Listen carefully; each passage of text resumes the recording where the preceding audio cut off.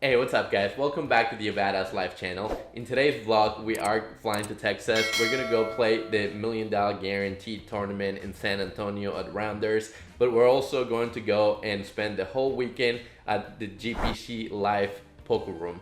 The Georgetown Poker Club, it's a smaller poker room on the outside of the Austin area. It's about 35 minutes north from the airport, and we go there pretty much every month. We always have a lot of fun. Everybody there is really great. I'm one of the owners of the club, but I'm not saying all of this because of that reason. I'm saying it because it's truly a great experience for everybody that goes there. It's a very cozy room. We always have a great time. We play some crazy poker, and we have a bunch of live streams and stuff. So we have a couple of cool things set up. We're gonna play round by round game on Thursday, then 10, 25, 50 game on Friday. We have a little bracelet event on Saturday, and if I make day 2 of this Millie guaranteed, I'm gonna be going back to San Antonio on Sunday to play day 2. So let's see how it goes. Thank you for watching. I really appreciate it, guys. So without further ado, let's get into the action.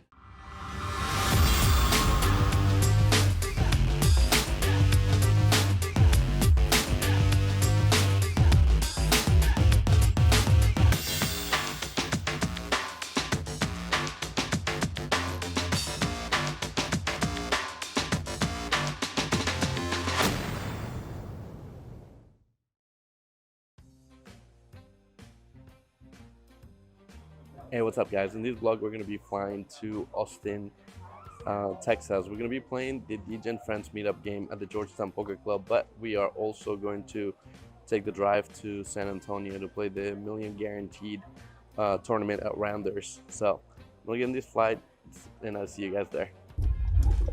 All right, so we are getting here to Rounders in San Antonio after John picked us up from the airport.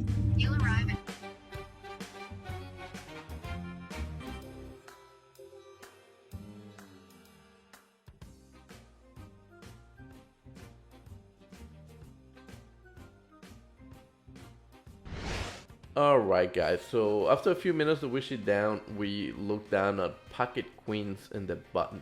There's a limper in early position, it folds that to us, so we go ahead and open it up to 700. Blinds are 100, 200, and the blinds fold and the limper makes the call.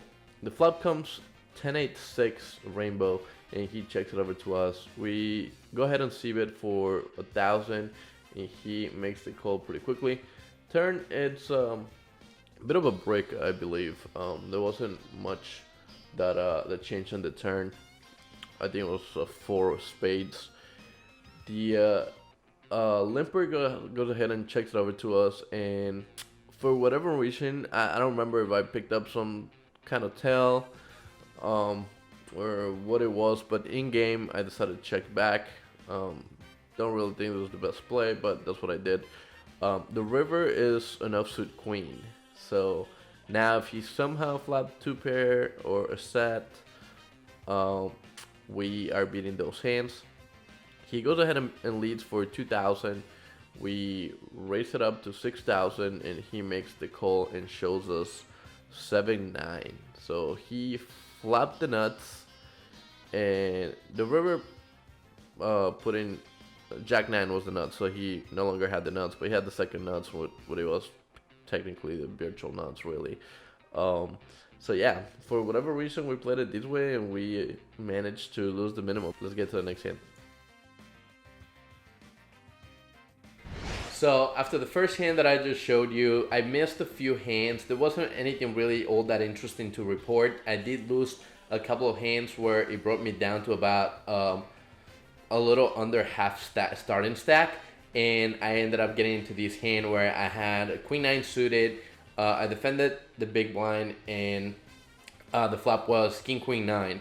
I checked, got bet, I 3-bet, he shoved. I ended up calling it off, and he had king 10 offsuit, and this turn was dead. Turn was another king, and he turned trips, and that's how we busted our first bullet. So I didn't have the clip for that, but I wanted to let you guys know exactly what happened. So that was that for the first bullet. We're gonna have to go ahead and rebuy. let's do something. Let's take a wild guess how many bullets I had to ship in this tournament and put it in the comment section below. Alright guys, this hand is going to be a 3-way all-in. Guy opens in middle position. I look down at ace king of suit inside to 3-bet. Button shoves. BFR flats the shove, and I just go ahead and pile it all in myself. And he ends up making the call. So we're going to take flop, turn, and river 3 ways, and hopefully our ace king can get there so we can scoop a massive pot. Let's go see it.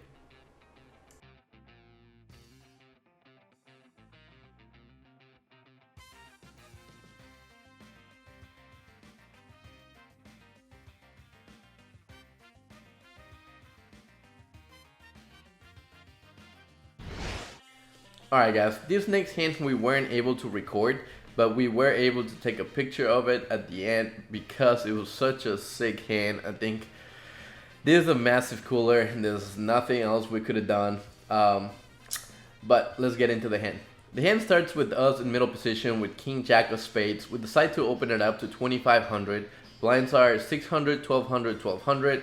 It folds to the button and he clicks it back to 5000. The big one decides to put in the call, and we put in the call as well. So we're going to take a flap 3 ways, which is queen 10-6, 2 spades. We flap ourselves a monster draw. The big one decides to check it over to us. We check to the button, and he c-bets for about a little more than half pot, I believe. Big one gets out of the way, and I think now is a really good spot for us to go ahead and check raise. For these reasons. I think the first reason is we have such a monster draw that we want to start building up the pot so we can potentially maximize the amount of chips that we can win.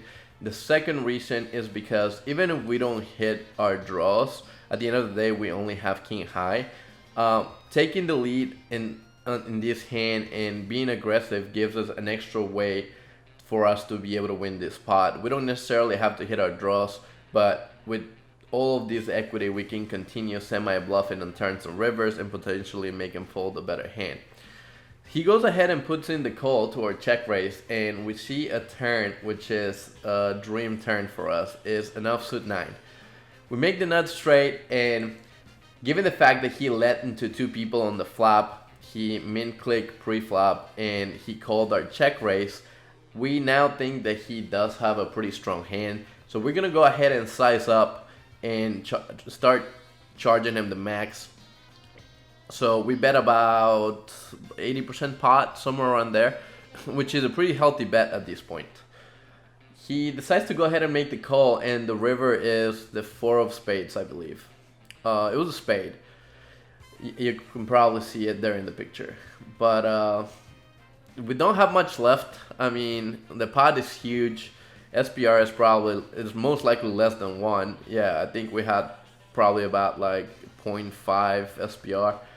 So, and we have the second nuts.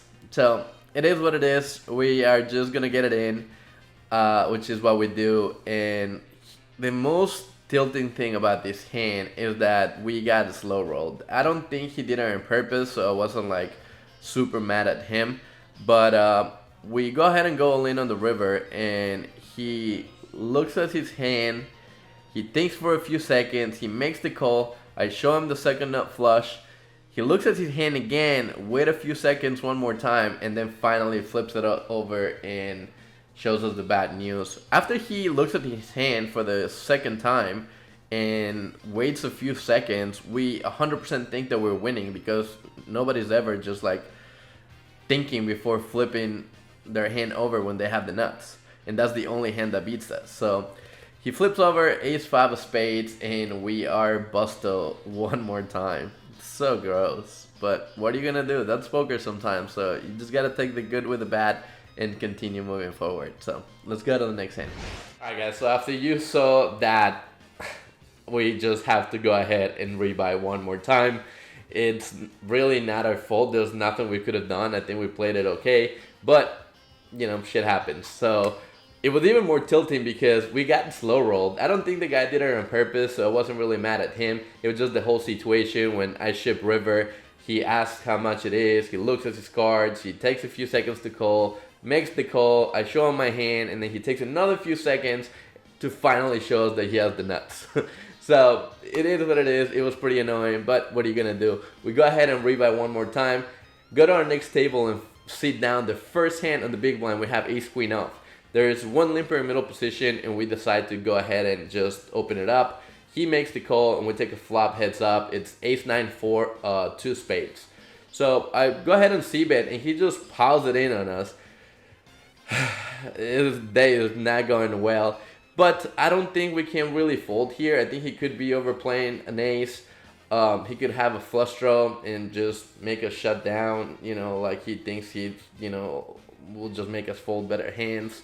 I don't know. I think we are behind all the sets, and we are behind ace 9, but we didn't fly into Texas and ship 2 other bullets to just go ahead and fold in here when you can collect some. We can collect some chips.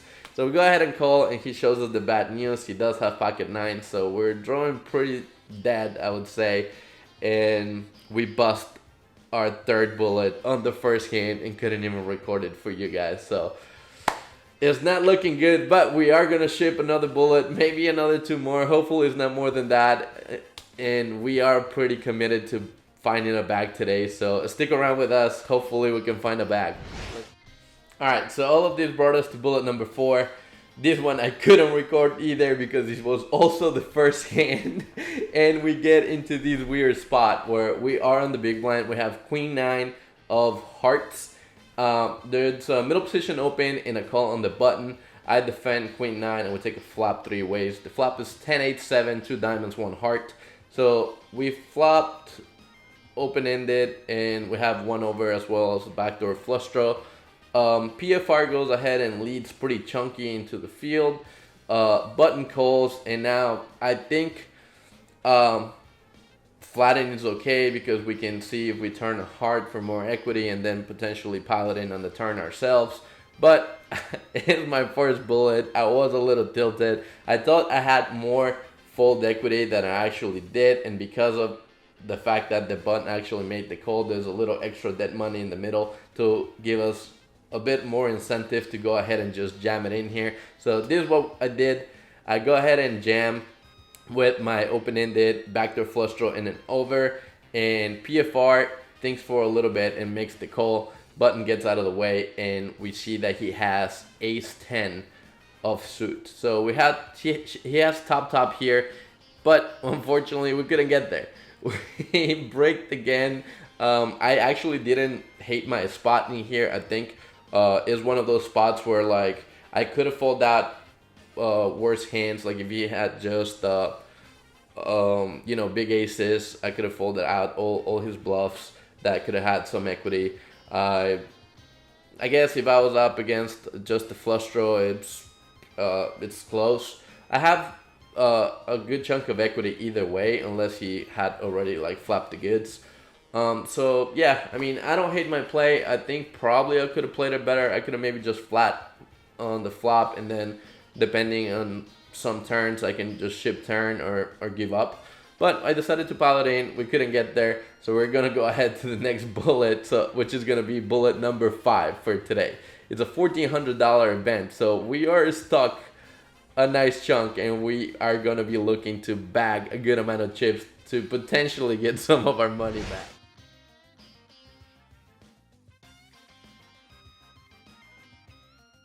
Alright guys, in this hand, a new player comes to the table. He has about a starting stack. It's towards the end of the day. We are in our last bullet, and he decides to go ahead and just rip in his starting stack. I think it's about 15 big blinds. It folds to us on the big blind. We'll look down at ace queen. It's a pretty standard call, I would say, and we go ahead and make the call. He has pocket 7, so it's going to be a flip, and let's see what happens. The flop is ace high, and we take the lead, and he cannot improve, so we are gonna go ahead and bust him and add some chips to our stack. So we keep going the right direction. We are collecting some chips, and we are on our way to find a bag. Let's go. Alright guys, in this next hand, we look down at pocket kings in the small blind. We see that the action is folding around, and unfortunately it folds to us, so that's not too great. The big blind is pretty short stack, so we're gonna go ahead and open it up. Hopefully he decides to pile it in on us and we are able to snap him off. And that's what he does. So we show him the bad news. I believe he has ace 10 and he is not able to find an ace. So we are gonna go ahead and bust him as well and collect another knockout, even though this is not a knockout tournament. It seems like these tournaments that are not the knockouts are the only ones that I'm able to knock people out in. But it's still a good thing. We're still collecting chips. One step closer to find the bag, and let's get to the next hand. Alright guys, this next hand I wasn't able to record either. I believe my phone died or something happened. I think I was going to give up on making a vlog out of this because I had to shoot 5 bullets. But I thought you guys would get a kick out of it. So I decided to go ahead and make this vlog anyway. So I'm going to be telling you some of the hands that I wasn't going to be able to record. I had Queen 10 offsuit in the big blind. There's an open middle position and a call on the cutoff. So we take a flop 3 ways, and the flop is Jack 8-7 rainbow. I check it over to them.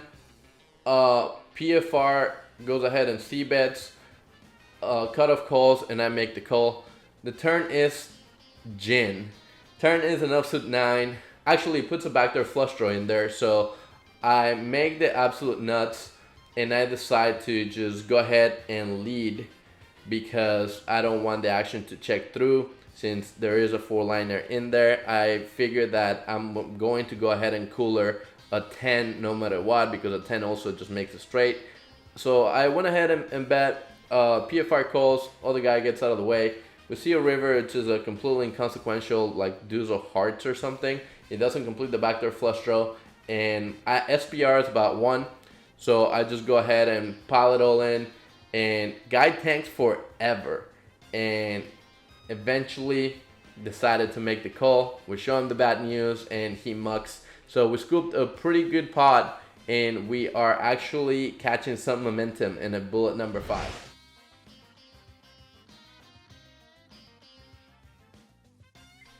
Alright guys, this crazy roller coaster of a day brings us to this, which is the last hand of the day.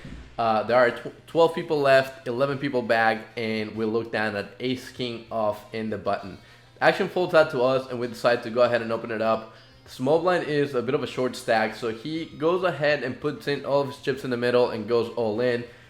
We snap him off and we see the good news. He has ace 10, so we're in a really good spot. We can potentially knock him out and, you know, find a bag. And that's what happens. The board runs out. We bagged 399,000, which is a pretty healthy stack for day 2, because I believe day 2 is going to resume 2,500, 5,000, 5,000. So that will bring us with about 80 big blinds, which is more than enough to do some damage. So it was a great thing that we were able to pick up this great hand on the button and go ahead and find a bag. Alright guys, that was it for today. Thank you so much for watching. I really do appreciate it. If you enjoyed it, don't forget to hit the like and subscribe button below. We found a bag, guys. After 5 bullets and after a bunch of coolers, we were able to go ahead and come into day 2 with about 80 big blinds, which is a pretty healthy stack. Hopefully we're able to run good in day 2. We got a lot of the run bad out of the way today, so we're super excited. Hopefully make a deep run and make a pretty exciting video for you guys to watch at home. Once again, thank you so much. I really appreciate it, and I'll see you guys next time. Hey guys, it's me again. If you enjoyed watching today's video and want to know how day 2 went, go ahead and click the link below in the suggested video box, and YouTube will redirect you to the next vlog, which is going to be day 2 of this same tournament. I had a lot of fun. This trip was really amazing. We got to meet some new people at the Georgetown Poker Club. We got to play some live streams. We met day 2 of this tournament, which again, the link will be in the video box below. So just go ahead and check it out. Let me know what you think. Drop your suggestions, drop your comments in the comment section below. I really appreciate all the feedback, guys. I appreciate every single one of you following my journey, and I will see you guys next time.